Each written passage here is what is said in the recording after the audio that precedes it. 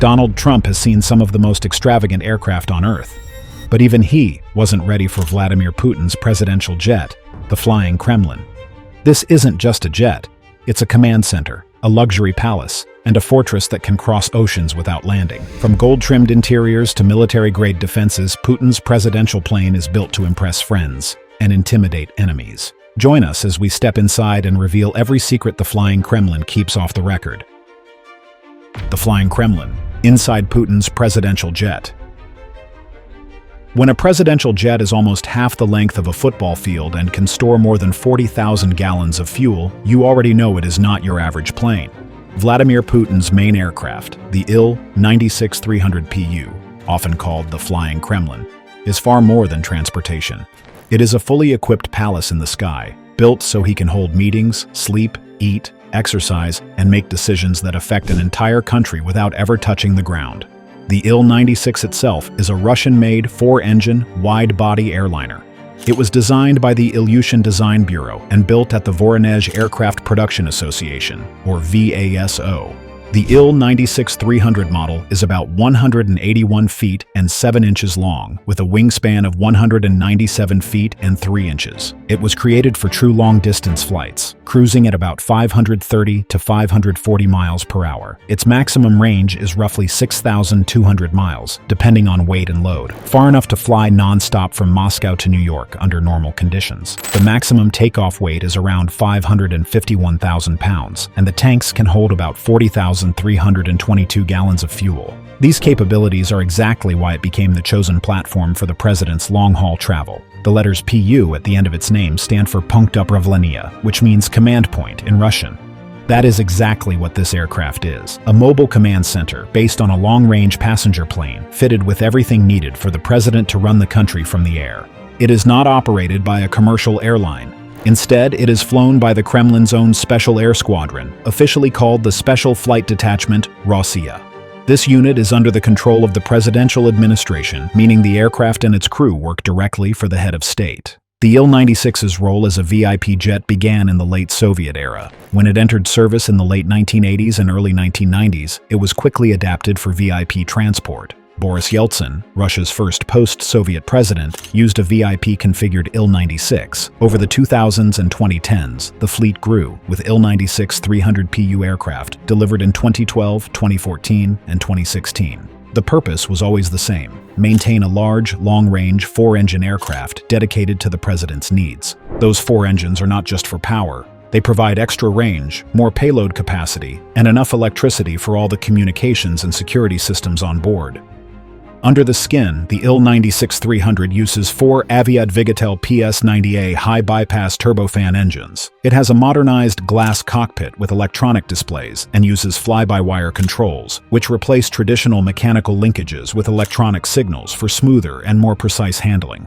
Many Western airlines have switched to twin-engine long-haul jets, but Russia has stuck with four engines here for the redundancy, the extra electrical power generation, and the ability to keep running essential systems without compromise. The real transformation happens when you step inside. Reports and public photos show interiors finished in a classic Russian style, with cream-colored walls, polished lightwood, carved panels, leather seats, gold accents, and detailed inlays. The layout is nothing like a regular airline cabin. Instead, it is organized into specific zones for work, rest, and support. A presidential office for private work, a formal meeting room for briefings with senior staff, a dining area with a fully equipped galley, a small fitness space, a medical compartment for emergencies, and a bedroom for long trips across time zones. It is closer to a compact government headquarters in the sky than any first-class cabin. The Kremlin never publishes exact floor plans, but verified images and descriptions have consistently shown this type of arrangement. The decision to stick with this airframe is about control. By using a home-built long-range jet, Russia avoids depending on foreign manufacturers for parts, engines, or maintenance. The Il-96 has enough internal space for large communications racks, extra power systems, and all the secure equipment needed for a head-of-state flight. Its range and fuel capacity mean it can handle most intercontinental routes without a stop, reducing the need for landings where security risks are higher. How many of these presidential Il-96s exist? The exact number is kept secret. However, public records and plane spotters have documented several distinct Il-96-300 Pu. This means the president has more than one available, ensuring that travel schedules are never dependent on a single jet being ready to fly. The cost of one of these aircraft is difficult to pin down. There is no official number. Estimates for a basic Il-96 airframe start around $70 million, but that does not include the luxury interiors, secure communications gear, and government-specific modifications. With those included, the total could reach into the hundreds of millions. Only the Kremlin knows the true figure. For comparison, the United States operates two VC-25A Boeing 747-200B jets as Air Force One. Each of those cost about $325 million when built in the 1990s. The replacement VC-25B program, based on the Boeing 747-8, has a budget in the billions just for modifications. Boeing has even taken financial losses on the program due to its complexity, and delivery has been delayed into the late 2020s. The takeaway is that converting a large passenger airliner into a secure, fully equipped presidential aircraft is always extremely expensive and often costing several times the price of the airframe itself. It is also worth clearing up one common myth. Some claims suggest the Il-96-300PU can refuel in midair, allowing it to stay airborne for extremely long periods. There is no credible public evidence of a refueling probe or receptacle on these aircraft, and no official confirmation that this capability exists.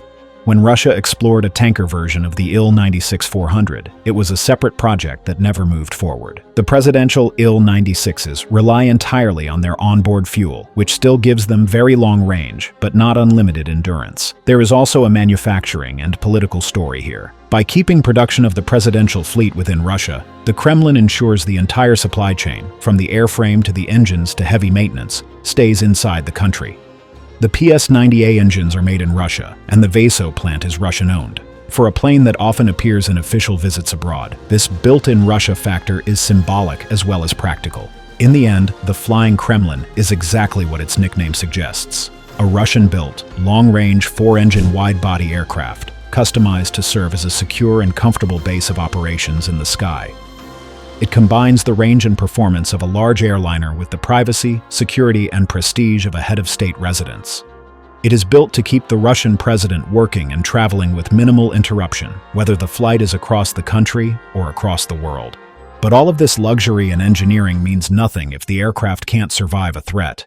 At 35,000 feet, one missile, one drone, or one well-timed cyber attack could end it all in seconds. That's why the Flying Kremlin isn't just a palace in the sky, it's a fortress. How the Flying Kremlin defends itself. Lasers, jammers, decoys, and even fighter escorts. This might sound like something from an action movie, but it is the real defense setup for Vladimir Putin's Il-96-300PU. The Flying Kremlin is not just a comfortable office. It is built to detect threats early, blind missile guidance systems, confuse enemy radars, and keep the president talking to his team no matter how hostile the airspace becomes. One of the most talked about features, and one that is often misunderstood, is the laser defense system. Russia equips certain high-value aircraft with a self-protection suite called the L-370 Vitebsk, also known as President S. In simple terms, this system detects a missile coming toward the plane and then uses a powerful steerable beam of infrared or laser light to target the missile's seeker head. That light essentially blinds the eye of a heat-seeking missile, causing it to lose its lock on the aircraft. There is no publicly available wiring diagram for the Il-96, but the President S. Vitebsk family is the standard protection for modern Russian aircraft, so it's the best reference point for what's likely on the president's plane. This laser defense is only one layer of protection. A full defensive package also includes missile approach warning sensors, which use ultraviolet or infrared to detect a missile streaking toward the aircraft. There are also radar warning receivers that alert the crew if an enemy radar is tracking them, and if the threat gets too close, the system can release chaff to confuse radar or flares to mislead heat-seeking missiles. The missile warning sensors tell you something has been launched. The radar receivers tell you who is locking on. The expendable countermeasures buy time, while the laser jamming system tries to make the missile lose its target completely. This layered approach is the same basic concept used on U.S. presidential aircraft. The exact placement of these systems on the Il-96-300PU is secret, but the building blocks are the same worldwide. Some claims online push the idea that this plane is invisible to radar. That is not true.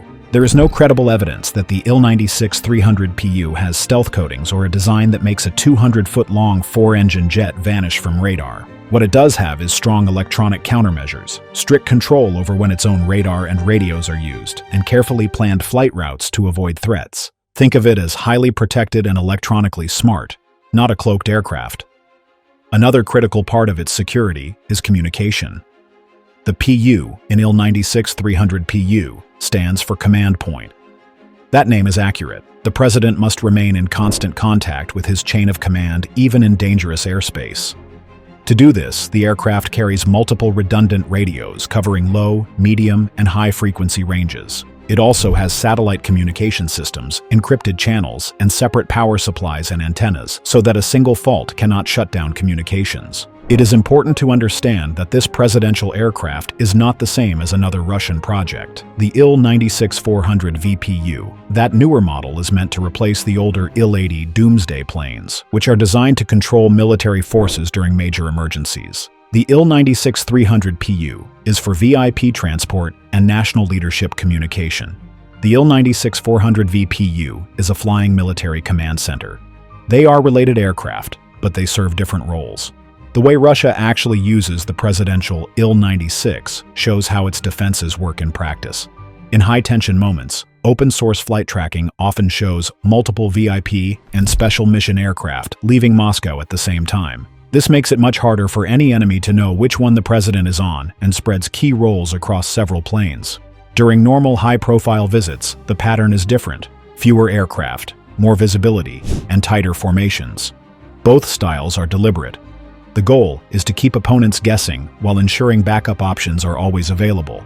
Sometimes the security is meant to be obvious. On December 6, 2023, 4 Su-35 fighter jets, each carrying air-to-air missiles, escorted the presidential Il-96 on a visit to the United Arab Emirates and Saudi Arabia. Fighter escorts for VIP jets are rare because they cost a lot to operate and send a strong political message. But in this case, Russia clearly wanted the show of force to be noticed. Escorts like this are for special cases, not every flight. Now and then, strange rumors appear, such as the claim that the plane can survive underwater. This likely comes from confusion about the fact that the Il-96-300PU has a sealed cabin and advanced air filtration systems to protect against chemical, biological, radiological, and nuclear threats. There is no evidence that it could operate submerged underwater. The sealed cabin is simply a safety measure for extreme airborne threats. The communication system is designed for maximum reliability. The plane does not rely on just one satellite link. It has several. There is not a single antenna. There are backups. Power supplies are duplicated. Antennas are placed in multiple positions so that if one part of the plane is damaged, another can still connect. This is not science fiction. It's proven engineering, careful design, and redundancy. The presidential Il-96 avoids predictable routes that would make targeting easier. It keeps more than one special mission plane in the air at the same time. Its crew is trained to react quickly to changes. Maintenance is carefully planned so that no sudden technical issue forces an unplanned landing. When needed, it stays under the protection of friendly air defenses. And when the Kremlin wants to send a clear message, it makes sure fighter escorts are seen, just like during that Middle East trip. This approach is also used during diplomatic travel. In June of 2024, Putin visited North Korea for the first time in 24 years. Media coverage focused on the arrival, the motorcade, and the events, not the aircraft itself. But the Il-96-300PU made that trip possible while keeping the president fully connected to Moscow for the entire journey. It's important to be realistic about what these defenses can and cannot do. The systems, laser jammers, missile warning sensors, decoys, and electronic countermeasures are very effective against common threats like shoulder-fired missiles, short-range radar-guided weapons, and drones. But they do not make the plane invincible, and they cannot turn it into a fighter jet. The real strength of the aircraft is in the total system around it. Smart route planning, multiple aircraft in play, robust communications, and fighter escorts when needed. Put together, all these layers make the Il-96-300PU exactly what the Kremlin needs: a secure, well-protected, and fully connected command point in the sky. It is built to be hard to surprise, difficult to isolate, and nearly impossible to cut off from decision-making. And the protection does not stop when it lands. The moment the wheels touch down, the security shifts from air to ground. The Kremlin's team rolls out an armored convoy, just as carefully planned and protected as the flight that brought the president there. Putin's presidential convoy. When the president's plane arrives, the security team immediately begins the ground transfer process. Police motorcycles take position to block traffic, escort vehicles move into place, and the president's main car, a stretched all-wheel drive Urus Senate limousine, is unloaded and prepared. This Russian-built state vehicle has one job: transport the president safely from one location to another, while providing maximum protection against any possible threat. The Urus Senate was created under the Cortege program, led by NAMI, the Russian State Automotive Research Institute. The public first saw it in May of 2018, when Vladimir Putin used it during his fourth inauguration. This marked a shift from foreign-built German limousines to a completely Russian-designed and manufactured platform. The presidential Urus is powered by a 4.4-liter twin-turbocharged V8 hybrid engine developed in cooperation with Porsche Engineering. It is paired with a 9-speed KATE automatic transmission and permanent all-wheel drive. The long wheelbase limousine is about 260.6 inches long, 79.5 inches wide, and 66.7 inches tall. The large size gives the security team the space they need to operate inside the vehicle while it is in motion. Despite its size and armor, the car delivers strong performance. The hybrid powertrain produces about 598 horsepower and 649 pound-feet of torque. Depending on the protection package, the armored limousine weighs between roughly 13,700 pounds and 15,300 pounds. Even with this weight, it can reach around 100 miles per hour, and it accelerates from 0 to 62 miles per hour in about 9 seconds. These speed and acceleration limits are set by the armor and tire ratings, not by lack of engine power. The main role of the Senate is protection. The armored version meets the VPA MVR-10 standard, meaning the entire vehicle, including body panels, windows, joints, and seams, is certified to withstand armor-piercing rifle fire and multiple hits. The L700 limousine version is rated to stop 7.62 by 54mm B-32 armor-piercing incendiary rounds, such as those fired from Dragunov sniper rifles. The body and roof are reinforced to resist grenade-level blasts. The underbody is protected against mines and improvised explosive devices. The fuel tank is built to withstand fire and explosions, and the car is fitted with an automatic fire suppression system. The wheels and tires are also built for survival. The Senate uses heavy-duty 20-inch wheels with KAMA 133 run-flat inserts. Even if the tires are punctured or destroyed, the car can continue driving at around 50 miles per hour for long enough to leave a dangerous area. That ability to keep moving after damage gives the rest of the convoy time to respond and protect the president. The presidential Urus also includes protection against chemical or biological threats. The cabin is fully sealed and pressurized, with a built-in air filtration system. This ensures that the air inside remains safe to breathe, even if the outside air is contaminated, allowing the vehicle to continue moving without stopping or switching to another car. Inside, the design focuses on allowing the president to work while traveling. The cabin features thick leather seats, polished wood inlays, and electrically adjustable lounge seating. Folding tables are built in, along with 4-zone climate control, seat ventilation, massage functions, and a refrigerator with crystal glasses. Passengers in the rear have access to entertainment screens and armrest controls for comfort and communication settings. The sound insulation is designed so that meetings, reading, or recording statements can be done without disruption from outside noise. The car's communication systems are linked directly to Russia's Federal Protective Service. It is equipped with secure communications, an intercom between the driver's compartment and the passenger area, priority lights and sirens, and an auxiliary battery system to maintain power. This ensures constant connection with the rest of the convoy and with command personnel. The Urus Senate is only one part of a coordinated motorcade. The entire convoy is managed by the Special Purpose Garage, or SPG, which is part of the Federal Protective Service. This unit is responsible for driving, maintaining, and planning routes for the presidential vehicles. The SPG also works with local police and government agencies when traveling outside Moscow or abroad.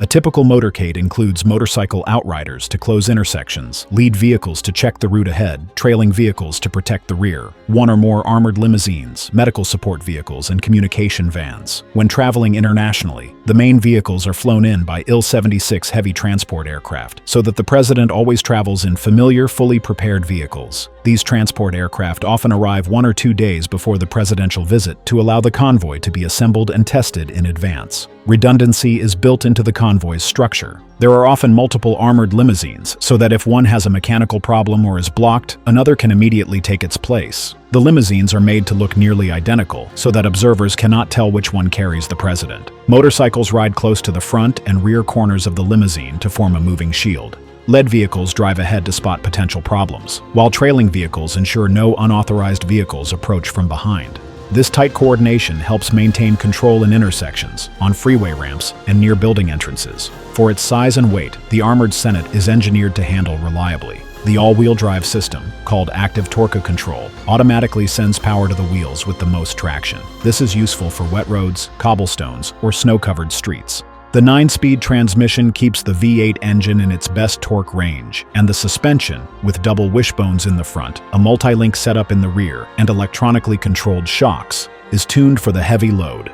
Large brakes are fitted to handle repeated stops without fading. Trained drivers can maintain speeds of 70 to 80 miles per hour between checkpoints and still stop quickly if the route changes without warning. The dimensions of the car shape how the motorcade moves. At about 21.7 feet long, the limousine requires wider turns and works best on multi-lane roads so the convoy can stay together. Its width, around 6.6 feet plus the mirrors, means it needs a full lane and part of another, which is why police block extra lanes when merging. Its heavy curb weight increases braking distances, so extra space is left between vehicles at lower speeds. The wheels are rated for around 4,000 pounds each to support the armored weight, even if a tire is damaged. From the moment the limousine is prepared until the president reaches the destination, every vehicle and crew member in the convoy follows a coordinated plan. The Oris Senate is the central piece, but the motorcycles, escort cars, medical vehicles, and communications units are all essential for keeping the president secure. The car's hardware provides protection, but it also carries a message. Next, we'll look at the garage's heritage, how its vehicles are chosen, and why some make headlines even when parked. Inside Putin's garage, history, rare cars, and gifts. Inside the special purpose garage in Moscow, there is a mix of vehicles that tells a fascinating story.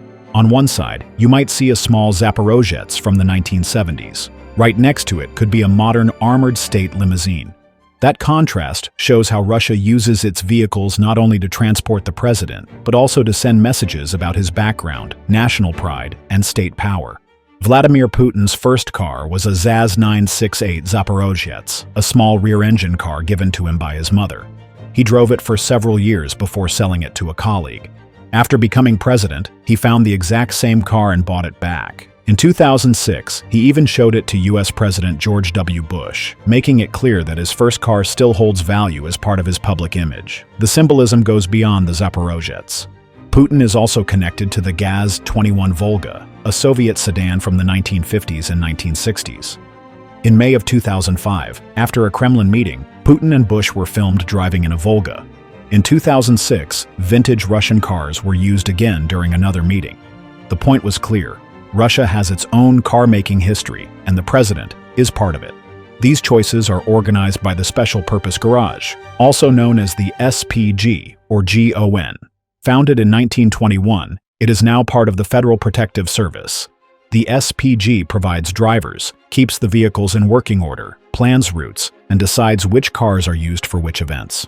It is more than a parking area. It is part of the president's image team. If an event is meant to recall Russia's past, they might use a Volga. If the goal is to highlight modern Russian engineering, they send an Oris limousine. The SPG also runs a museum that displays more than 100 years of official state vehicles. The collection includes Imperial-era limousines, Soviet ZS and ZIL parade cars, Chaikas, and modern Oris models. Many of these are shown at Pavilion 53 in Moscow's VDNKH Exhibition Center. The display makes it easy to see how each generation of vehicles reflected the political and industrial goals of its time. The Oris brand is the newest symbol in the lineup. It is more than just the president's current transport.